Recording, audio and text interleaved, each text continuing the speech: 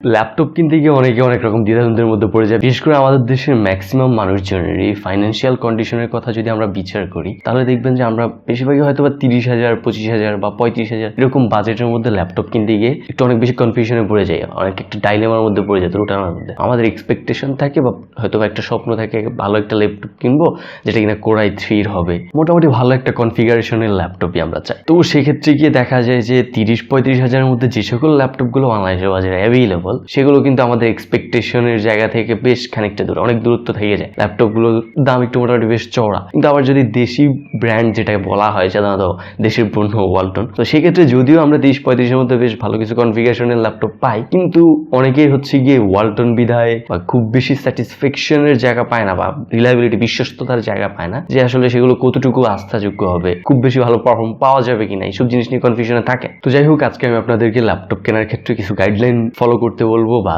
এই সকল জিনিসগুলো দেখে বা বিচার করে দেন কিনবেন, তাহলে আশা করি মোটামুটি আপনি আপনার বাজেটের মধ্যে একটু ভালো ল্যাপটপ বা ভালো কনফিগারেশনের ল্যাপটপ কিনতে পারবেন। So let's get to the main video. তবে তার আগে আপনি যদি আমার চ্যানেলে নতুন হয়ে থাকেন, please hit the subscribe button, আর যদি অলরেডি সাবস্ক্রাইব করে থাকেন, থ্যাঙ্কস আ লট। আমরা ল্যাপটপ কেনার ক্ষেত্রে প্রথম যে জিনিসটা দেখি সেটা হচ্ছে কি সিপিইউ বা প্রসেসর। আমরা সাধারণত দেখি যে পেন্টিয়াম, সেলেরন, এগুলো ইন্টেলের প্রসেসর। এছাড়াও এএমডিরও কিছু ভালো প্রসেসর রয়েছে। প্রথম যেটা সেটা হচ্ছে ফ্রিকোয়েন্সি। যেমন আপনি দেখবেন যে লেখা থাকে 1.2 গিগাহার্টজ GHz। এই গিগাহার্টজগুলো সর্বোচ্চ কতটুকু, যত বেশি পরিমাণে গিগাহার্টজ হবে বা ফ্রিকোয়েন্সি হবে, তার মানে হচ্ছে ল্যাপটপটা আপনার তত বেশি স্পিডে কাজ করতে পারবে। আপনি সেক্ষেত্রে যে কোনো জিনিস প্রসেস করার ক্ষেত্রে, প্রক্রিয়াকরণ করার ক্ষেত্রে খুব ভালো স্পিড পাবেন। যেমন ম্যাক্সিমাম Core i3 ল্যাপটপ আমরা 7 জেনারেশনে দেখতাম 2.3 গিগাহার্টজ ছিল, সেটা 8 জেনারেশন আরেকটু বেড়েছে, দেন এখন 3.4 গিগাহার্টজ, 3.6 গিগাহার্টজের ফ্রিকোয়েন্সিরও Core i5 এর ল্যাপটপে প্রসেসর পাওয়া যাচ্ছে, and these are very very good processor. তো ফ্রিকোয়েন্সির ক্ষেত্রে দুটো জিনিস থাকে, একটা হচ্ছে বেস ফ্রিকোয়েন্সি আর একটা ম্যাক্সিমাম ফ্রিকোয়েন্সি, বাস্ট ফ্রিকোয়েন্সি বলে ইন্টেল এটাকে। আবার আপনার AMDর দিকে যদি যান সেটাকে বলা হয় ম্যাক্সিমাম ফ্রিকোয়েন্সি। আবার 7 জেনারেশন Core i3 তে আপনার 2.3 বেস ফ্রিকোয়েন্সি থাকে, আবার ওইটাই আপনার ম্যাক্সিমাম ফ্রিকোয়েন্সি। তো এটা দেখে নেবেন যে বেস ফ্রিকোয়েন্সি কত। বেস ফ্রিকোয়েন্সি যদি একটু কম হয়, তাহলে আপনার যখন আপনার কম প্রসেসিং স্পিডের দরকার পড়ে, তখন আপনার একটু কম ইলেকট্রিসিটি বা ব্যাটারির কম পাওয়ার কনজিউম করেই ল্যাপটপ রান করতে পারে সেই বেস ফ্রিকোয়েন্সিটা দিয়ে। আবার যখন আপনার বেশি ফ্রিকোয়েন্সির প্রয়োজন পড়ে, তখন আপনার বেশি ফ্রিকোয়েন্সি নিয়ে কাজ করে। তো এইটা আপনার কনফিগার করে নেয় ল্যাপটপের মাদারবোর্ড এবং প্রসেসর অটোমেটিক্যালি। তো আপনার ম্যাক্সিমাম ফ্রিকোয়েন্সি যত বেশি হবে তত বেটার হয়। এরপরে যে আরেকটা বিষয় সেটা হচ্ছে কি আপনার কোরের ক্ষেত্রে, কোর আপনার কতগুলো বেশি কোর। যেমন আমরা মোবাইলের ক্ষেত্রে বলি যে octa core, quad core processor, hexa core processor. এই কোরগুলো হচ্ছে কি আপনার একটা প্রসেসর আলাদা কতগুলো ভাগে বা কতগুলো ডাইমেনশনে কাজ করতে পারে। একই সাথে ল্যাপটপের পুরো প্রসেসরটা এতগুলো ভাগ করে করে, যেমন পুরো প্রসেসিং স্পিডটাকে সে এতগুলো ভাগে আলাদা আলাদাভাবে কাজ করে, এবং প্রত্যেকটা করে ধরুন যদি 2.3 গিগাহার্টজ হয় ম্যাক্সিমাম ফ্রিকোয়েন্সি বা বাস্ট ফ্রিকোয়েন্সি, সেক্ষেত্রে প্রত্যেক করে আপনার সর্বোচ্চ 2.3 পর্যন্ত এটা কাজ করতে পারে। তো যত বেশি কোর হয় মাল্টিটাস্কিং এ তত বেশি সুবিধা। যেমন যারা অনেক বেশি সফটওয়্যার নিয়ে কাজ করতে হয়, বিশেষ করে গেমার যারা, ডিজাইনার যারা, তাদের জন্য যত বেশি কোর হয় তত বেটার হয়। এরপর আপনি কোরের পরে যদি যেটা বিচার করবেন, অনেক ইম্পর্টেন্ট একটা বিষয় হচ্ছে কি আপনার ক্যাশ মেমোরি। এখন ক্যাশ মেমোরিটা অনেকে হচ্ছে এটাকে খুব বেশি গুরুত্ব দেয় না, কিন্তু ক্যাশ মেমোরি হচ্ছে কি আপনার যখন অনেকগুলো সফটওয়্যার নিয়ে আপনি কাজ করতেছেন, তো সেই সফটওয়্যারগুলো আপনার কিন্তু রিজার্ভ করে রাখে কিছু মেমোরি বা কিছু রেজিস্ট্রি কমান্ড, সেগুলো আপনার ক্যাশ মেমোরিতে রিজার্ভ হয়ে থাকে। যার কারণে ওই যে রিজার্ভ হয়ে থাকলে আপনার দ্রুত কাজটা বা সফটওয়্যারগুলো আপনার দ্রুত কমান্ডগুলো নিতে সুবিধা হয়। তো আপনার ক্যাশ মেমোরি দেখবেন যে আস্তে আস্তে বাড়ানো হচ্ছে ইন্টেলের প্রসেসরগুলোতে। যেমন এখনকার 10ম প্রজন্মের বা 10 জেনারেশনের Core i3 processor 4 megabyte level 3 cache memory রাখা হচ্ছে। তো এখানে লেভেল 1 এ একটু কম থাকে ক্যাশ মেমোরি, দেন লেভেল 2 তে আর একটু বেশি, দেন লেভেল 3 তে সবচাইতে বেশি ক্যাশ মেমোরি থাকে। তো এই তিনটা লেভেলে ক্যাশ মেমোরি থাকে, এবং সেটা দেখা যায় Core i5 এ বর্তমানে 10ম প্রজন্মের ক্ষেত্রে 6 মেগাবাইটও থাকে। তো এটা ল্যাপটপের প্রসেসর আপনার যত হাই এন্ড বা যত বেশি ভালো হবে, যত বেশি কস্টলি হবে, তত আপনার ক্যাশ মেমোরিটা বেশি হবে। এবং ক্যাশ মেমোরি থাকলে আর প্রসেসর যে কোনো কিছু প্রসেস করার ক্ষেত্রে মানে অগ্রিম কিছু রেজিস্ট্রি বা কমান্ড সেই স্টোর করে রাখতে পারে, এবং সেগুলো রান করা খুব দ্রুত হয়ে যায়, খুব অল্প সময়ের মধ্যে সেগুলো রান করে ফেলতে পারে। তো এই যে কোর, দেন হচ্ছে ক্যাশ মেমোরি, ফ্রিকোয়েন্সি, এর বাইরে আরেকটা জিনিস রয়েছে প্রসেসরেরই, যেটা খুব বেশি ইম্পর্টেন্ট, প্রসেসিং পাওয়ারটা কতটুকু নেয়, যেটাকে আমরা থার্মাল ডিজাইন পাওয়ার বা টিডিপি বলে থাকি। টিডিপি কনফিগারেশনটা আপনার সাধারণত 13 ওয়াট বা 12 ওয়াট, 10 ওয়াট এরকম হয় বিভিন্ন প্রসেসরে। মানে কম ফ্রিকোয়েন্সিতে আপনার কম পাওয়ার কনজিউম করবে ব্যাটারির বা ইলেকট্রিসিটি, আর যখন ফ্রিকোয়েন্সি বেশি হবে তখন সেটা বেশি ওয়াট বা বেশি পাওয়ার কনজিউম করবে। তো ম্যাক্সিমামে ল্যাপটপের প্রসেসরগুলো যেগুলো মোটামুটি মিড রেঞ্জ বা মিডিয়াম এন্ডের, সেগুলো আপনার 15 ওয়াট পর্যন্ত। তবে এগুলো আবার অনেক বেশিও কনজিউম করে, যেমন গেমিং প্রসেসর সেগুলো অনেক বেশি পাওয়ার কনজিউম করে। তো এই প্রসেসরের পার্টটা থেকে বেরোলে আমরা সেকেন্ড যে জিনিসটা দেখি, আমি পার্সোনালি যেটা প্রিফার করি সেটা হলো গেলে ল্যাপটপের সাইজ। অনেকে ল্যাপটপের সাইজটাকে গুরুত্ব দেয় না, কিন্তু আর যদি ল্যাপটপের সাইজের দিকে দেখেন, আপনি যদি খুব বেশি ক্যারি করতে হয় বা এদিক ওদিক যাইতে হয় প্রতিনিয়ত, তাহলে সেক্ষেত্রে অনেকে 14 ইঞ্চির বা 13.5 ইঞ্চি 13.3 যেটা সেই ধরনের ল্যাপটপ প্রিফার করে বা পছন্দ করে। আবার যারা হচ্ছে কি ডিজাইনার, যদি আপনি দেখেন যে একটু বড় ডিসপ্লে প্রয়োজন, গেমার যারা, তাদের জন্য আমার মনে হয় যেন 15.5 ইঞ্চির ল্যাপটপগুলো বেটার হয়, এবং সেখানে আপনার মোটামুটি একটু লার্জ স্ক্রিনটা বড় থাকার কারণে তারা যে কোনো কাজ করতে অনেক সুবিধা পায়। আবার আপনি যদি ডিসপ্লের জায়গা থেকে বা সাইজের কথা কনসিডার করেন, তাহলে আরেকটা জিনিসও চলে আসে যে আপনার যদি ডিসপ্লে বা সাইজটা যদি বড় হয় ল্যাপটপের, সেখানে অপটিক্যাল ডিভিডি ড্রাইভ লাগানোর বা অপটিক্যাল ডিভিডি ড্রাইভ ইনক্লুড করার অপশন থাকে। বা যদি সাইজটা বড় হয়, সেক্ষেত্রে আপনার ভেতরে এয়ার ফ্লো সিস্টেমটা আপনার অ্যারেঞ্জ করার ক্ষেত্রে, একটা বেটার অ্যারেঞ্জমেন্টের ক্ষেত্রে খুব ভালো সাপোর্ট পাওয়া যায়, এবং সেখানে আপনার পর্যাপ্ত জায়গা থাকে ভিতরে, এবং অন্যান্য যেই গ্যাজেটসগুলো, ইকুইপমেন্টগুলো, সেগুলো আপনার সুন্দরভাবে অ্যারেঞ্জ করা যায়। তো আমি পার্সোনালি 15.5 ইঞ্চির ল্যাপটপগুলো প্রিফার করি। তারপর আপনারা আপনাদের প্রয়োজন অনুসারে আপনাদের যেটা ভালো লাগে সেটা নিতে পারে। এবং 14 ইঞ্চির ল্যাপটপগুলো যে খারাপ আমি সেটা বলবো না, তবে হ্যাঁ অবশ্যই সেখানে হার্ডওয়্যারের ইকুইপমেন্টগুলো কী কী দিচ্ছে সেটার উপর ডিপেন্ড করে। যেই জিনিসটা থার্ডলি কনসিডার করবেন, মানে তৃতীয় যে গুরুত্বপূর্ণ বিষয়টা, সেটা হলো গিয়ে র্যামের জায়গা থেকে কি হয়, এখন DDR4 র্যাম ম্যাক্সিমামই আমরা দেখি।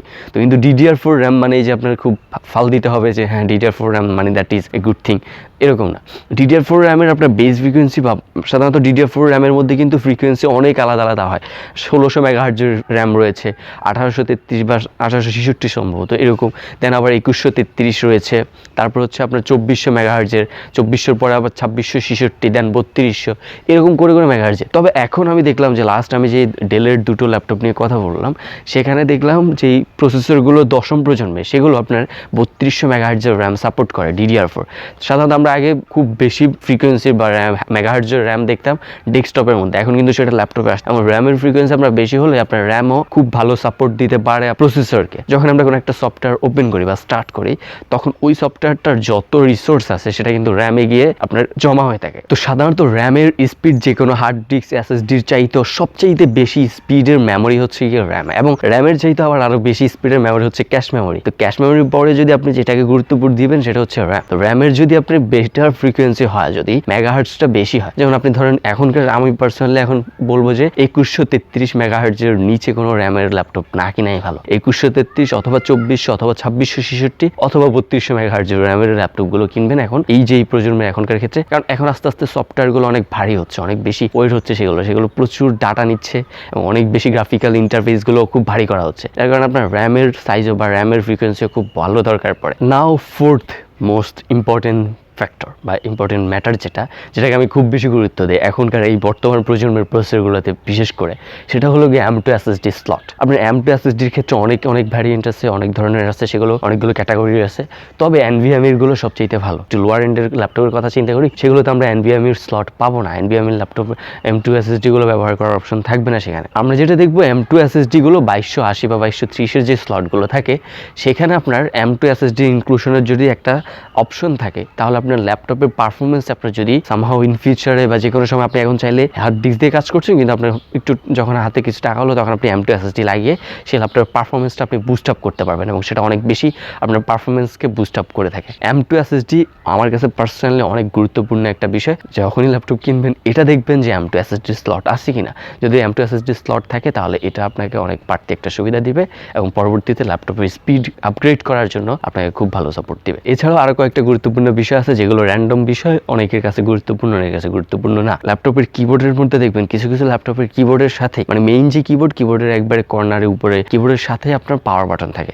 আবার অনেক ল্যাপটপ আপনার পাওয়ার বাটনটা সেপারেট থাকলে সুবিধা হচ্ছে গিয়ে কিবোর্ডের প্রবলেম হলে কি, এই ল্যাপটপের কিবোর্ডটা আপনি চাইলে না ইউজ করলে প্রবলেম নেই, আপনি একটা এক্সটার্নাল কিবোর্ড ইউজ করতে পারেন। কিন্তু ল্যাপটপের কিবোর্ডের সাথে যদি মেইন কিবোর্ডের পাশে দিয়ে আপনার কিবোর্ডের একবারে কর্নারে যদি থেকে যায় পাওয়ার বাটনটা, সেক্ষেত্রে আপনার কিবোর্ডটা চলে গেলে পাওয়ার বাটনটা আপনার আর কাজ করবে না। তো সেক্ষেত্রে আমি পার্সোনালি আপনাদেরকে এটা রিকমেন্ড করবো, যদি আপনি ল্যাপটপ কিনেন, কিবোর্ডটাও কিন্তু একটা ইম্পর্টেন্ট বিষয়। তো দেখবেন যে পাওয়ার বাটনটা সেপারেট জায়গা আছে কিনা, এবং যদি সেপারেট জায়গা থাকে, সেক্ষেত্রে আপনার ল্যাপটপের কিবোর্ড যদি সামহাও কখনো প্রবলেম করে, আপনি সেটা ইউজ না করলেও হয়, একটা এক্সটার্নাল কিবোর্ড ইউজ করতে পারেন। এই জিনিসগুলো পরে আপনি যেটা কনসিডার করবেন সেটা হচ্ছে কি আপনার ইনপুট আউটপুট, এগুলোকে IO পোর্টও বলে। IO পোর্ট বা ইনপুট আউটপুট পোর্ট। তো আমরা সাধারণত ইউএসবি লাগাতে হয় বিশেষ করে বিভিন্ন ধরনের। তো এখনকার বেশি আপগ্রেডেড জেনারেশন একটু মোটামুটি বাজেটের ল্যাপটপগুলোতেও বেশিরভাগই USB 3.1 বা আমরা USB টাইপ সি পাই। USB টাইপ সিটা কাজে লাগে এখন খুব বেশি। আপনি USB টাইপ সি পোর্ট আছে কিনা এটা দেখবেন, দেন USB 3 পোর্ট দুটো অ্যাটলিস্ট 2টা USB 3 পোর্ট আছে কিনা। যদি USB 3 পোর্ট থাকে তাহলে আপনি USB দিয়ে যে কোনো ডাটা ট্রান্সফার বা ফাইল ট্রান্সফারের ক্ষেত্রে অনেক বেটার স্পিড পাওয়া যায়। এবং এই জিনিসগুলো একটু কনসিডার করে যদি বা যাচাই বাছাই করে যদি আপনি ল্যাপটপ কিনতে পারেন, সেক্ষেত্রে মোটামুটি বেশ ভালো একটা ল্যাপটপ আপনি কিনতে পারবেন আপনার বাজেটের মধ্যে, আপনার যতটুকু ক্যাপাবিলিটি আছে সেক্ষেত্রে। তো শেষে দিয়ে আরেকটু কথা বলে নেই, যারা ইন্টেল সেলেরন বা ইন্টেলের যে পেন্টিয়ামের প্রসেসরগুলো নিয়ে হয়তো অনেকের একটু আছে যে এগুলোর সাধারণত আমরা কম বাজেটের ল্যাপটপগুলোতে এই প্রসেসরগুলোই পেয়ে থাকি। তো সেগুলো একবারে যে খুব খারাপ প্রসেসর তা না, হয়তো আপনার খুব হেভি পারফর্মিং কোনো কাজে বা একটু যারা খুব বেশি ডিজাইনিং বা অনেক বেশি লোড মাল্টিটাস্কিং করে, অনেক বেশি লোড নিয়ে কাজ করতে হয় যাদের ল্যাপটপে, তাদের ক্ষেত্রে হয়তো ওগুলো বেস্ট না বা আইডিয়াল না সেগুলো আপনাদের জন্য। তবে যদি আপনি পেন্টিয়ামের বা সেলেরনের কিছু হাই এন্ড প্রসেসর রয়েছে, হাই এন্ড বলতে মানে মোটামুটি যে খারাপের ভালো যেটা আর কি, তো সেগুলো আপনার কোয়াড কোর প্রসেসর, একটু ভালো ফ্রিকোয়েন্সি প্রসেসর এরকম আছে, তো সেগুলো যদি দেখে নিতে পারেন সেক্ষেত্রে আপনার মোটামুটি একটা ভালো পারফরমেন্স পাবেন সেখানে জায়গা থেকে। তো যাই হোক, এই ছিল ল্যাপটপ কেনার ক্ষেত্রে আপনার একটা কমপ্লিট গাইডলাইন, যেটা আমার পার্সোনালি দেওয়ার ছিল এবং কয়েকদিন ধরে অনেকে আমাকে এটার জন্য রিকোয়েস্ট করতেছিল। তো আই হোপ আমি আপনাদেরকে আমার জায়গা থেকে সর্বোচ্চ সাপোর্টটা দিতে পেরেছি। যদি ভিডিওটি ভালো লেগে থাকে তাহলে ভিডিওটি লাইক করবেন, কমেন্ট করবেন এবং শেয়ার করবেন অবশ্যই। দেখা হচ্ছে পরের ভিডিওতে, সে পর্যন্ত ভালো থাকবেন, সুস্থ থাকবেন এবং আমার চ্যানেলটি এখনও সাবস্ক্রাইব করে না থাকলে অবশ্যই সাবস্ক্রাইব করবেন। So tata.